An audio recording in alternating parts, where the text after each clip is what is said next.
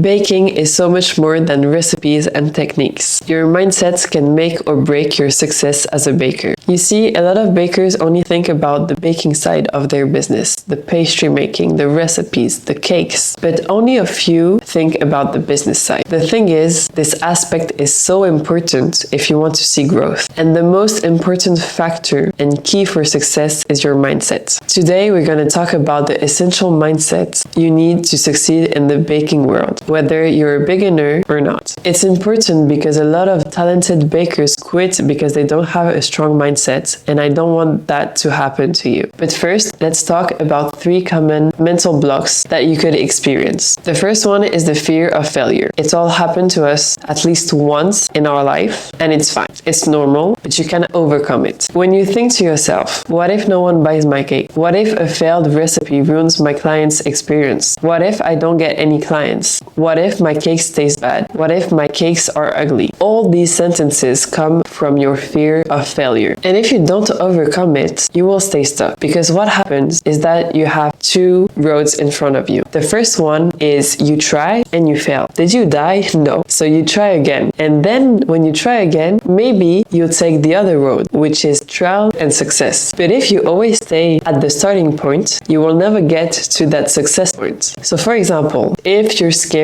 of launching your business or offering a new product, a new recipe, to help you with this fear, first test it. Give it to a friend or a family member and then listen to their feedback. If they say it's good, launch the business or the product tomorrow. If they say it's, for example, too sweet, change the recipe, and now you know that there was a problem and you can better your product and you'll have 0 reasons to fail if you do something about it, obviously. The second mental block is impostor syndrome. If you don't know what it is, it's simply the feeling of doubt and feeling incompetent in what you're doing. Like if you don't have enough expertise, knowledge, practice, experience. And I suffered a lot from that. When I started 3 years ago, I didn't want to launch my business because I just wasn't feeling worthy. It's my family that actually pushed me to start selling. And without them, I would have never started. That's why you have to surround yourself with people. And if you don't have anyone or you just want more people, you can join the Bake Boss Circle. It's a free community on Discord where you'll find other bakers like you or with more experience or with less experience, and they will help you and support you at every step of your business. The third mental block is stress management. When you have a lot of deadlines, orders, expectations from your clients, it can feel overwhelming. And I have 2 tips for this. The first one is to break tasks into smaller ones. For example, if I have orders for Saturday, I will go grocery shopping on Monday, I will bake my sponge cakes on Tuesday, I'll make the fillings on Wednesday, I'll assemble my cake on Thursday, and I'll decorate it on Friday. That way, I feel like I have less to do, and as I'm a student, I only have a few hours in my day to bake.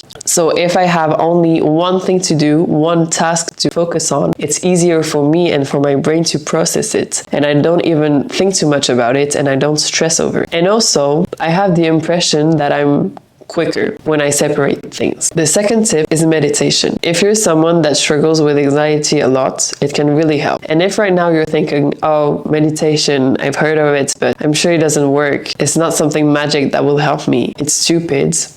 I also thought that. And then one day I tried it and it worked. So now I absolutely love it.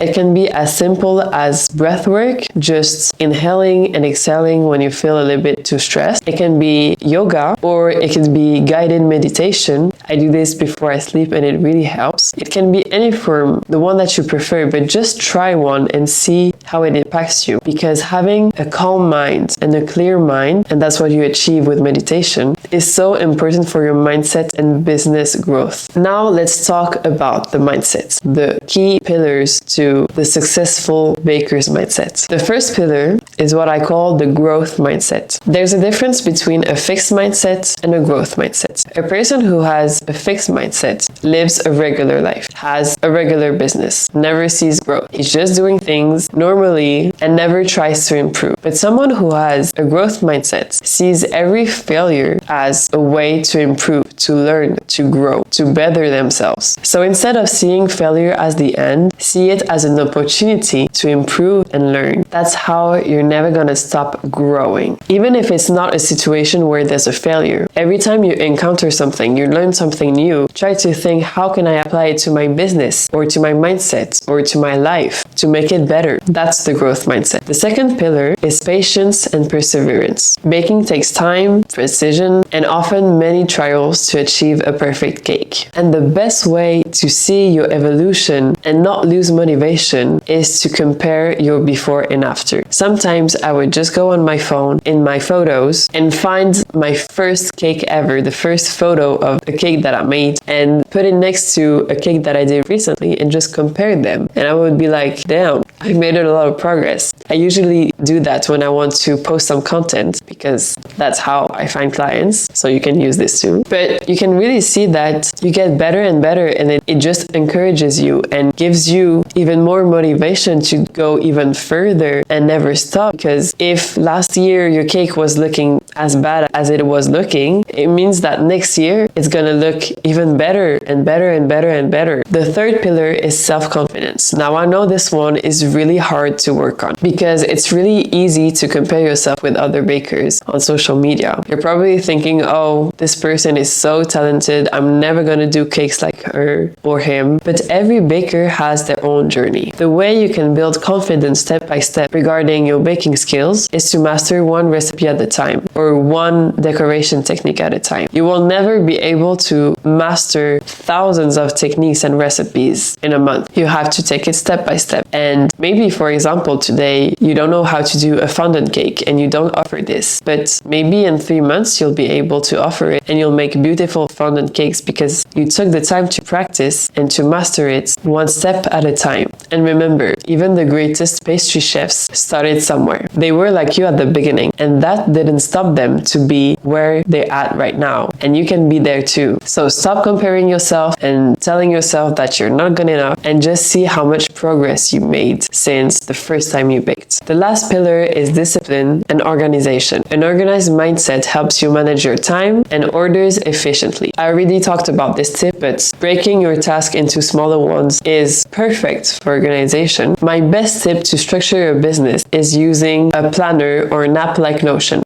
I personally use Notion because I really love digital things. And basically what I do is that I have my calendar on Notion for only baking orders, and I have them listed for each day. And then I add when I have to go grocery shopping, when I have to bake the sponge cakes, and so on and so on. And that way it frees my mind because I don't have to think of, oh, when's the next order? When's the next time I have to go grocery shopping? When's blah, blah, blah. It seems stupid and too easy, but if you never tried it, please go and buy a planner or create a Notion account if you don't have one, and just try it. Try to write everything down, have a clear vision of what you have to do, and be really organized, and it really helps. And please, if you have a paper planner, take care of it. Have a nice one. Don't mess it up, because if it becomes untidy, you will start having this feeling of not wanting to go see it and to open it because you just don't like the aspect of it. Whereas if it's well kept and pretty and to your taste, you're gonna have excitement and joy every time you open it, and you're gonna appreciate organizing your work. So now that we've covered this, I have 4 more tips to share with you for your baker's mindset. The first one is to set clear goals. For example, let's say next month you want to have 2 more clients than usual, or next month you want to try a new recipe or new decoration technique. That's short-term goals, but you also have long-term goals. For example, next year you want to have your own lab instead of baking at your place. That requires money. So it's a goal of yours to work for it, to achieve it. And that's a big driver. And it's so important for anything in life to have a clear goal. Second tip is surround yourself with positive people, whether it's your family, friends, or my Discord community. The link is in bio. Third tip tip is to celebrate small wins. Even a simple, successful cake deserves to be celebrated. So for example, take a picture of it and send it to a friend and say, I'm so happy I mastered this decorating technique, and just get the support. And you can also do that in the community, because I'll respond and I'll say your cake is absolutely gorgeous, you did a great job. And that will build confidence. So don't underestimate succeeding a small thing. It's never a small thing. Always celebrate it. And the last tip is to learn to say no. Managing your priority is key to avoiding burnout. When you have a lot of orders, for example, me, I really struggled at some point to manage my social life and my business, because I had birthday parties or my friends wanted to go out and I was like, I want to, but I have these orders for this weekend and I have to do them. I was kind of a people pleaser, not anymore. So saying no was hard for me. But at some point I was like, I prefer working on my business and making it grow. So this is my priority. If it's not the case for you, if your priority is your friend, there's absolutely no problem in that. But if your priority is a successful business, you have to learn to say no, whether it's to your friends, your family, to your partner, or anyone. You can't do everything, so you have to set your priorities. Tell me in the comments, what's the biggest lesson you learned as a baker? And subscribe if you want to grow your business and your mindset. Never forget, you are your own secret ingredients for success.